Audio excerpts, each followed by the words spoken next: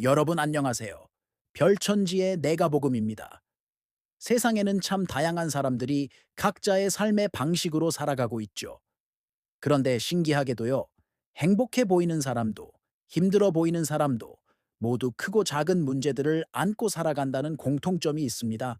마치 인생이라는 긴 여행길에서 예기치 않은 돌부리를 만나는 것처럼요.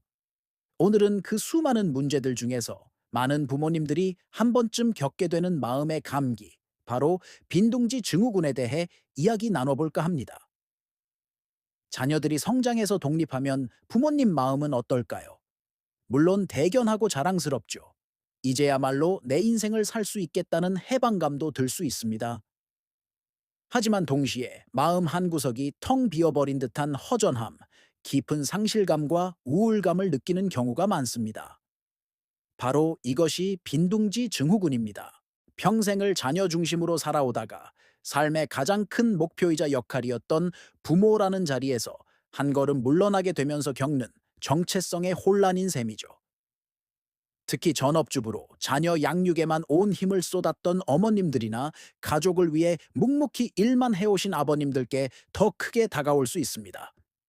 자녀가 떠난 빈 방을 볼 때마다 울컥하고 시끌벅적했던 집안이 쥐 죽은 듯 조용해지면 외로움이 파도처럼 밀려옵니다. 이제 난 뭘 해야 하지? 내 인생은 이제 끝난 건가? 하는 생각에 무기력해지기도 하고, 심하면 불면증이나 식욕부진 같은 신체적인 증상으로 나타나기도 합니다.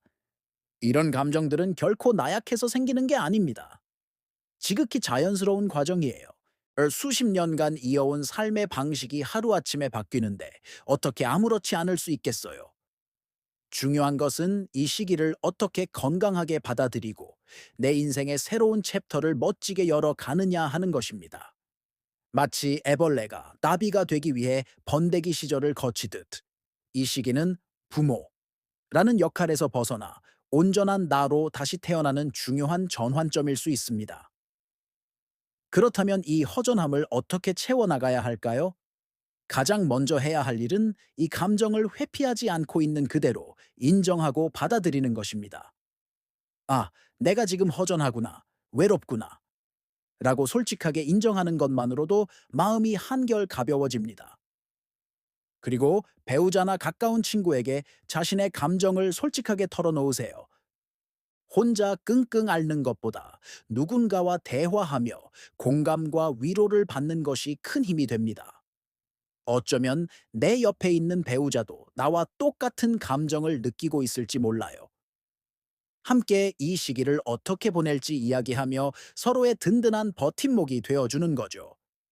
다음으로 이제 시선을 밖으로 돌려 새로운 관계를 만들고 잊고 지냈던 나만의 즐거움을 찾아야 합니다. 자녀에게 쏟았던 에너지와 시간을 이제 온전히 나 자신에게 투자할 때입니다.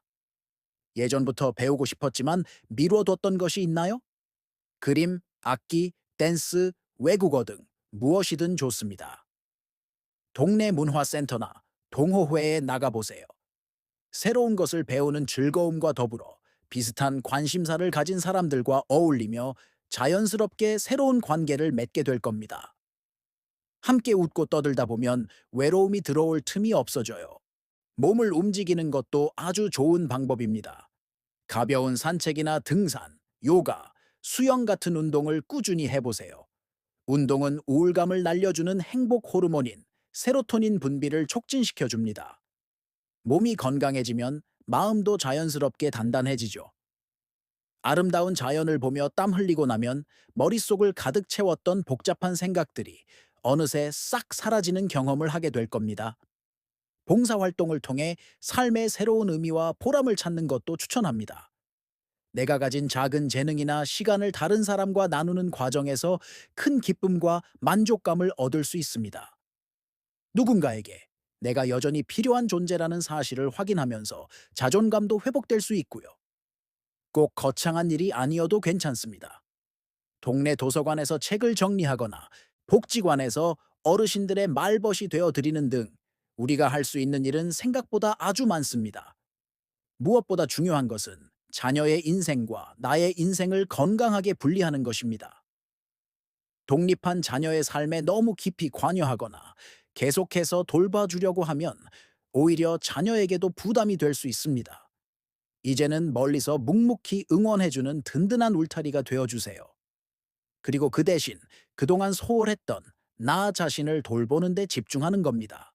누구의 엄마, 누구의 아빠가 아닌 나 555의 인생 키막을 새롭게 시작하는 거죠. 어쩌면 지금 이 시간이 평생 가족을 위해 달려오느라 잊고 지냈던 진짜 나를 만날 수 있는 최고의 기회일지도 모릅니다. 여러분, 더 이상 망설이지 마세요. 내일 아침, 당장 집 근처 산책로부터 시작해보는 건 어떨까요? 혹은 동네 문화센터 홈페이지에 들어가서 어떤 재미있는 강좌가 있는지 찾아보는 겁니다. 아주 작은 행동 하나가 여러분의 삶을 완전히 다른 빛깔로 물들일 수 있습니다. 혹시라도 혼자서는 감당하기 힘든 우울감과 무기력감이 계속된다면 주저하지 말고 전문가의 도움을 청하는 용기도 필요합니다. 정신건강의학과나 상담센터의 문을 두드리는 것은 결코 부끄러운 일이 아닙니다. 내 마음에 감기가 들었을 때 병원에 가는 것처럼 당연한 일이죠. 자녀가 떠난 빈 둥지는 끝이 아니라 새로운 시작을 위한 공간입니다. 그 빈 공간을 무엇으로 채울지는 오롯이 여러분의 선택에 달려 있습니다. 오늘 제가 드린 이야기들이 여러분의 마음에 작은 씨앗이 되어 멋지고 활기찬 인생 2막을 피워내는 데 도움이 되기를 진심으로 바랍니다. 여러분의 새로운 출발을 별천지의 내가 복음이 항상 응원하겠습니다. 감사합니다. 이 영상이 도움이 되셨다면 구독과 좋아요도 부탁드릴게요.